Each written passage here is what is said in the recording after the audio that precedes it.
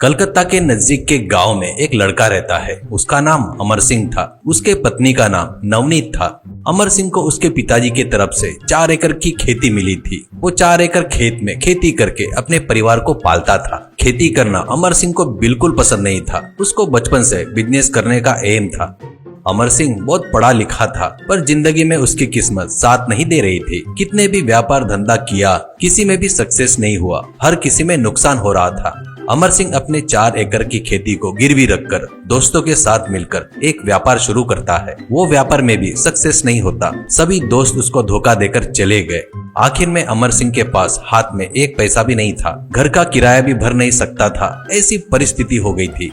एक दिन रात में अमर सिंह अपने पत्नी नवनीत से, मेरे पास 1 रुपया भी नहीं है। कितना भी बिजनेस किया तो भी एक भी सक्सेस नहीं हुआ। आखिर में खाना देने वाली जमीन को भी गिरवी रख दिया। दोस्तों पर विश्वास करके भी धोखा खाया हूँ करके बोलता है। तो नवनीत, बच्चों को भी भरपेट खाना नहीं दे पा रहे हैं। बेचारे, उनको देखे तो बहुत दुख हो रहा है करके बोलती है। वो बातें सुनकर अमर सिंह का दिल चलने लगता है।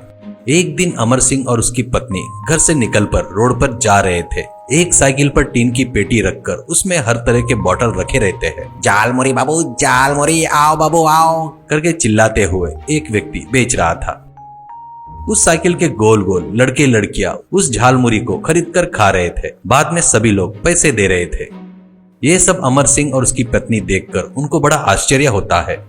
बाद में घर में अपने पत्नी के साथ मिलकर बैठकर दुखी होते हुए अमर सिंह, नवनीत, में कोई भी बिजनेस किया तो नुकसान ही हुआ। अब मुझसे नहीं होगा। अब जीने के लिए भीख मांगना पड़ेगा शायद, ऐसा कहता है। वो बातें सुनकर नवनीत हल्की मुस्कान के साथ, ऐसा क्यों सोच रहे हो अमर? तुम मेहनत करने वाले हो, पर तुमने हमेशा बड़े बड़े व्यापार के बारे में ही सोचे हो। पर उस झालमुरी बेचने वाले को देखा ना, वैसा छोटा धंधा करके बहुत पैसे कमा सकते हैं। वैसे ही कोई धंधा अपन शुरू करेंगे। कम खर्चे में शुरू कर सकते हैं। तुम्हारे हाथों के हुनर से तुम उस झालमुरी को स्वादिष्ट बनाए तो अपन भी पैसे कमा सकते हैं, ऐसा कहता है। उसकी बातों से अमर सिंह को थोड़ी हिम्मत आ जाती है। अगले दिन वो मार्केट में जाकर मुरी, कच्चे आम, प्याज, टमाटर, मसाले सब खरीदता है। बाद में एक किराए की साइकिल खरीदकर एक बड़े डब्बे के ऊपर झालमुरी कर लिखकर अगले दिन अमर अपने साइकिल पर झालमुरी को लगने वाला सामान भरकर गांव में निकलता है। गांव में आकर एक जगह पर साइकिल रोककर अमर, अरे आओ बाबू, आओ आओ बाबू, झालमुरी जबरदस्त स्वाद के साथ झालमुरी, अरे आओ बाबू आओ करके चिल्ला रहा था। पहले कुछ लोग ही आते हैं, पर बनाए सो झालमुरी के स्वाद बहुत बढ़िया रहने से लोग आना शुरू हो जाते हैं। इससे उसका व्यापार थोड़ा बढ़ जाता है। एक व्यक्ति झालमुरी खाते हुए, भाई तुम्हारी झालमुरी तो बहुत स्वादिष्ट है, एक और पैक करके दे दो भाई, ऐसा कहता है। ऐसे गांव के सब लोग ऐसे आकर खाते हैं और ले जाते थे। ये देखकर अमर का दिल खुशी से भर गया। ऐसे कुछ दिन बीतने के बाद अमर के झालमुरी का नाम पूरे गांव में फैल जाता है। अमर सिंह नए तरह तरह के टेस्ट बनाकर खास मसालों से झालमुरी बनाकर कस्टमरों को दे रहा था। ऐसे दिन ब दिन अमर सिंह के व्यापार के साथ साथ कमाई भी काफी बढ़ गई थी। इससे वो किराए की साइकिल के बजाय बाइक खरीद लेता है। उतना ही नहीं, गांव के त्योहारों में, जत्राओं में अपने स्टॉल लगाकर पैसे कमाना शुरू करता है। अब अमर सिंह खुशी से जीना शुरू करता है।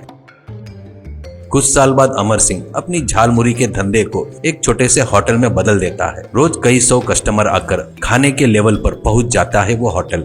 एक दिन अमर को इससे पहले धोखा दिए सो दोस्त लोग वो देखकर आश्चर्य होते हैं। एक दोस्त, ए अमर, तू यहाँ तक कैसे पहुँचा यार करके पूछता है। तो अमर हंसते हुए, मैं व्यापार बोले तो बहुत बड़ा चाहिए करके सोच रहा था, पर व्यापार छोटा है करके सोचना छोड़ दिया ना, उस दिन से मेरी किस्मत बदल गई। मेरी पत्नी ने दिए सो सलाह ने ही मेरी जिंदगी बदल डाली करके कहता है। दोस्त लोगों ने जो किया था उसके साथ उससे वो सब लोग शर्म से सिर झुका लेते हैं।